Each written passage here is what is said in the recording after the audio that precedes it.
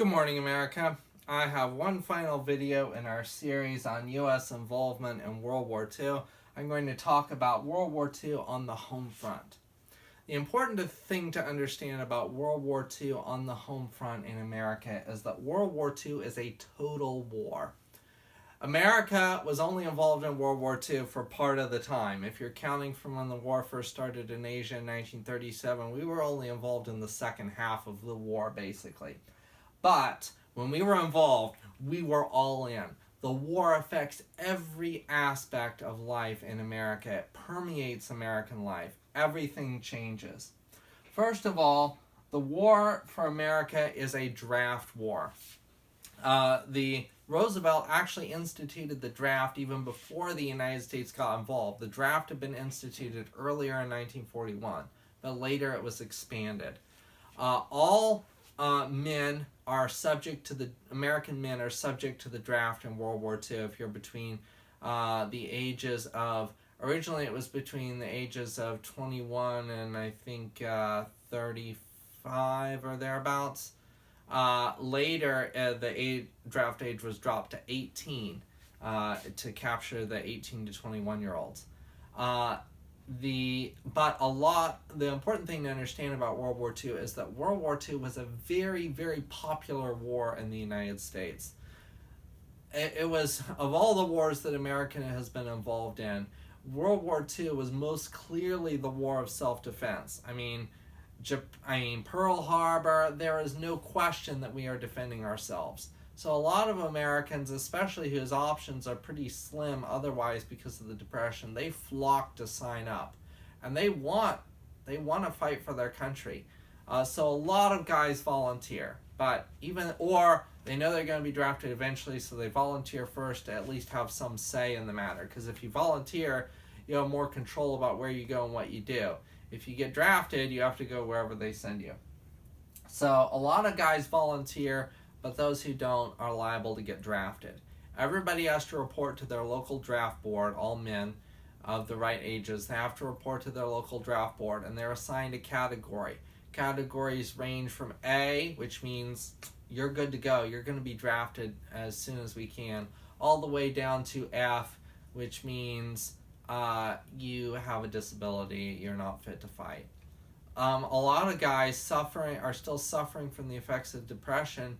They're malnourished, and so some guys escape being drafted, at least at first, because they're malnourished. They're under height, underweight, because of the effects of the depression.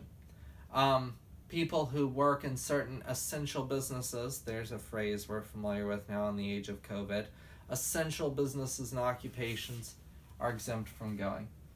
There's a lot of propaganda in wartime. There's a lot of anti-German propaganda. There's some anti-German propaganda, and there's a lot of anti-Japanese propaganda, and most of it's pretty crude. Beat those dirty Japs and that type of thing. Loose lips, sink ships, and all this type of stuff. Honestly, though, the propaganda is really kind of unnecessary because Americans hate the Japanese virulently for what they did and viscerally for what they did at Pearl Harbor. And to a lesser extent, they hate the Nazis too. They know that Nazism is bad. Now, there were some Nazis running around in America, but not many. It was not a majority viewpoint. Most Americans are not inclined to be sympathetic to the Nazi viewpoint. So there was a lot of propaganda, but it was really mostly already telling people what they already believed. Now, one unfortunate episode in the American home front is the treatment of Japanese Americans. Particularly on the West Coast, there are people who had immigrated from Japan. Some of them were even American citizens. But there was a surge of anti-Japanese hatred in the United States after Pearl Harbor. Governors of Western states demanded that Japanese Americans living in the United States be taken into custody. Under pressure from state governors, President Roosevelt signed a very infamous executive order ordering that as a matter of national security, all Japanese Americans be arrested and interned for the duration of the war. What this meant in practice was the Japanese Americans got a knock on the door one day not long after Pearl Harbor telling them that they were basically under arrest.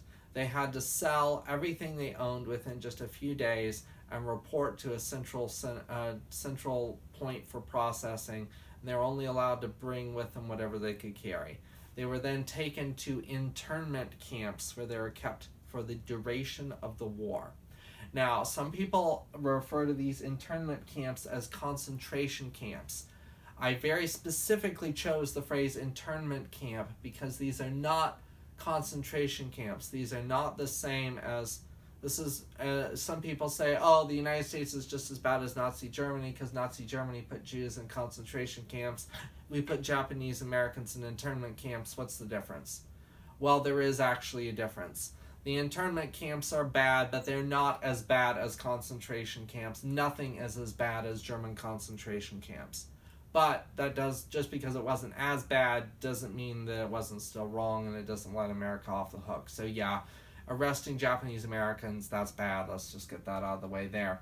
Unfortunately, one of the Japanese who was arrested, he sued the government, and the case went all the way to the United States Supreme Court. And infamously, the Supreme Court upheld the internment of Japanese Americans, though there was a blistering dissent from one of the justices crying out against this outrage against justice. But at the time, the order was upheld.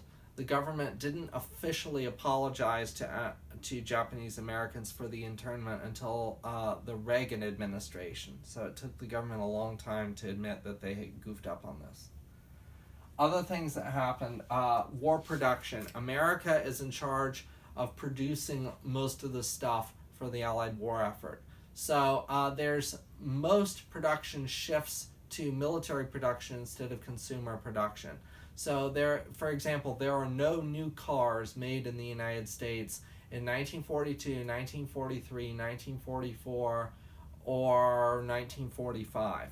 All the car factories have switched over to building war stuff. The only cars that are built are for military use. And then they're building Jeeps, and they're building tanks, and they're building airplanes, and stuff like that. And weapons and so forth. A lot of, and this is really what ended the Depression. I mean, everybody says, oh, Roosevelt fixed the Depression with the New Deal. The New Deal kept some people from starving, I'm sure, and the people who got jobs, I'm sure, were grateful for them, but the New Deal didn't actually fix the Depression. What ended the Depression was World War II, because the government spent $1 gajillion buying weapons, and they paid private companies to do it, and the private companies hired people and paid really good wages, too, and that's what ended the Depression, not the New Deal. World War II ended the Depression. Anybody who wants a job in America during World War II can have one, including lots of people that could never get good jobs before. Because a lot of the men, they have to make more stuff than ever before, and on top of that, a lot of the guys are away fighting. So, ladies, you're up. You want a job? You can have a job. Of course, you're going to be welding metal plates. Better get yourself a pair of overalls, and might as well leave your makeup at home because you're going to be covered in dirt by the end of your shift anyway. But you can have a job, and it pays really good. Same for African Americans and other racial minorities. They can get jobs for the first time off of, other than picking crops or whatever. So, and those jobs pay really well, and there's nothing to spend the money on. So people mostly just save their money and because of the rationing. Everything is rationed during World War II. You can't just go out and buy something. A lot of things are not made at all. Tires? Forget about it. Makeup? Sorry, ladies. Silk stockings? Sorry, ladies, you're gonna have to wait. Actually, that's where synthetic fabrics like nylon and rayon come from. They were invented during World War II to substitute for silk stockings because all the silk was diverted to making parachutes. True story. So anyway, everything is rationed. In order to buy something, first of all, you have to find it. There's shortages. And then if you find it, you have to write ration stamp for it. This applies to groceries too. So when you go grocery shopping, in addition to having the money, you also have to have the right ration stamps. Everybody only gets a certain amount of things. You get a certain amount of coffee, a certain amount of sugar, a certain amount of meat, and so forth. You have to have the right ration stamps. You can trade with your neighbors. If you don't drink coffee, maybe you trade your coffee stamps to your neighbor in exchange for enough sugar stamps to get enough sugar to bake a cake for a celebration or something, or enough meat stamps to get a better cut of meat instead of just ground beef and sausage. So everything is rationed. Gasoline is tightly rationed.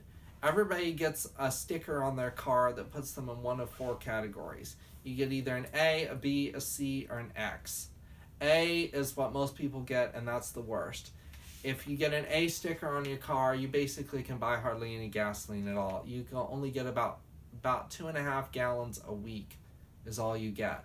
And most cars back then have terrible mileage, so that's enough gas for you to drive maybe 20 miles a week. That's it. Most people, it's not even worthwhile, so they just put their cars up on blocks for the duration of the war. Now, if you work in an essential industry and you have to use your car to get around, then you get a B or a C sticker, which entitles you to more gas. The coveted X sticker goes to is for official government business and people who have connections in high places. That'll get you unlimited gasoline, but those are very rare indeed. Outside of Washington, D.C. at least. So rationing, war bonds, people are getting paid well from their jobs, but there's not much to spend the money on, so they loan the money to the government by buying war bonds.